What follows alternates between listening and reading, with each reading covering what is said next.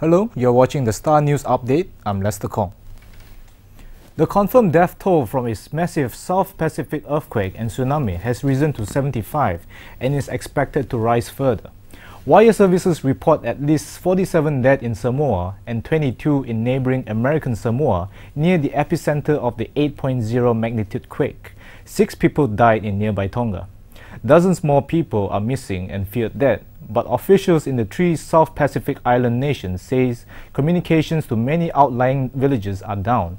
In American Samoa, about 100 kilometers from Samoa, the tsunami that followed the earthquake did most of the damage when its wall of water swept inland, demolishing buildings. Most parts of the island is without power and water supplies. Australia, New Zealand, and the United States led immediate pledges of assistance to the islands, with US President Barack Obama declaring the remote Pacific territory of American Samoa a major disaster zone. A powerful 7.6 magnitude earthquake struck off Sumatra Wednesday afternoon. The quake struck at sea at about 78 kilometers southwest of Padang, and tremors were felt as far as Kuala Lumpur, which is 475 kilometers away. The Pacific Tsunami Warning Center has issued an alert for Indonesia, Malaysia, India, and Thailand. No campaigning material is to be circulated or distributed at Wisma MCA, the venue of the MCA's Extraordinary General Meeting on October 10. Party Secretary General Dr. Wong Fun Meng says the prohibition will also apply to the pre-EGM dinner on October 9. I think all these materials, as far as possible, we are trying to, in order to minimize unnecessary thing to happen. So we will, prohibit all those material from being circulated during the dinner and also on the second day. He said this after the meeting between representatives of MCA President Datuk Sri Ong Tee Kiat and suspended MCA Deputy President Datuk Sri Dr. Chua Soi Lek, as well as EGM Speaker Datuk Yik Pui Hong on Wednesday. Wong says that for the convenience of delegates, the delegates could register themselves between 3 p.m. and 9 p.m. on October 9.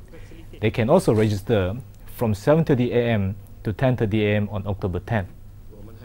The Election Commission will set up 3 enforcement teams comprising officers from the Commission, the police, and local authorities to monitor the campaign for the Bagan Pinang by-election.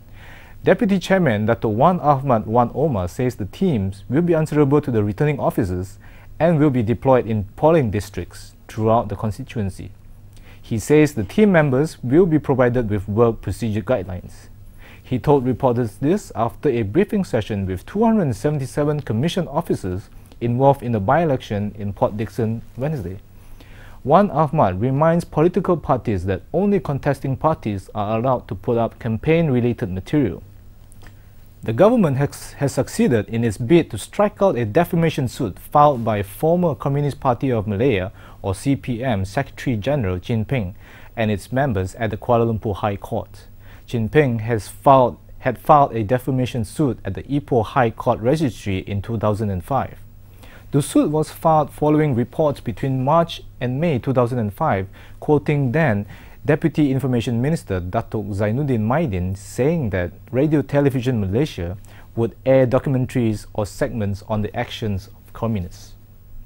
Chin Peng had sought for a declaration that an agreement signed between the Malaysian government and CPM to terminate hostilities dated 2nd December 1989 and the administrative arrangement between them were valid, enforceable, and binding on the defendant.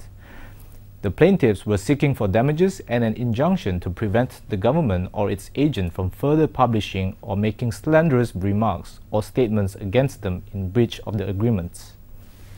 For more updates, log on to thestaronline.tv. I'm Lester Kong. Thanks for watching.